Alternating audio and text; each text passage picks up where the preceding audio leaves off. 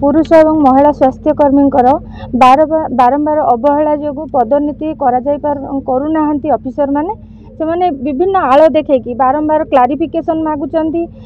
DPC member माने मन इच्छा छुट्टी रे जाउचंती। सेमानेंकर कौनसी आंतरिकता नहीं आमको पदोन्नति देवाई।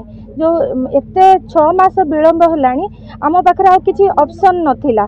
तांको बारंबार जणे कि थकी गला परे आमे ए निष्पत्ति नेइचु। आ जो पर्यंत आमको प्रमोशन ऑर्डर न मिली आमे ए धारणारू उठबू नाही। दायित्व निश्चित भाव में आमर जिला अधिकारी स्वास्थ्य अधिकारी रहिबे, कारण तांको बारंबार आमे जणैबा सत्ते से कौनसी आंतरिकता देखौ नाहंती।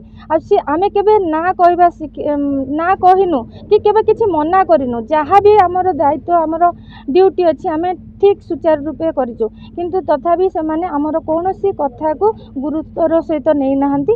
सेतिपय आमे बाध्य होइकि ए धारणा देइछु। आमर जिला स्वास्थ्यकर्मी महिला और पुरुष आमे पूर्व निर्धारित सूची अनुसार आज आमे चरम निष्पत्ति नेइछु। एथिपय नेइछु जनवरी 31 सुधा सरकार निर्देश देइथिले सारिबा पई। आउ कंधमाल जिलार सीडीएम कौन प्रकार कर्णपात कले नहीं। आमे बारंबार तांको मौखिक लिखित एवं कलेक्टर को लिखित मौखिक सबू भेटिबा सत्वे यहाँ आमर हो पारला नहीं। तेणु आमे शेष में एड़ बड़ चरम निष्पत्ति नेबा को बाध्य हेलु जे आमर मास को 15,000 टंका प्रमोशनाल पेटा लॉस होउछि। द्वितीय कथा आमको प्रमोशन पुरुष स्वास्थ्यकर्मी को देदेले आमको पोस्टिंग मध्य करदेले 5 मास प्रमोशनाल जगार काम करेले दरमा देलेनी आमको निर्लजिया भाया बेक करदेले। तुम जो जगार थिलो से जगह को जाओ। आमे पुनर्बार निर्लज भाया से जगार खटुचु। आमको निजको गोटे एते खराब लगुच आउ लास्ट को बाध्य होई आमे एही चरम निष्पत्ति नेलु।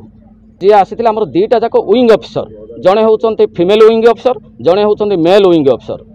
बट सेमानकर कथा को आमर कौनसी भरोसा नहीं।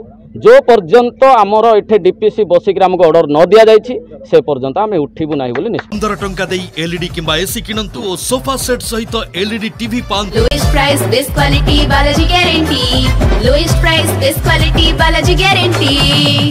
बालाजी इलेक्ट्रॉनिक्स एंड फर्नीचर, पटिया, नीमापड़ा, बरमुंडा।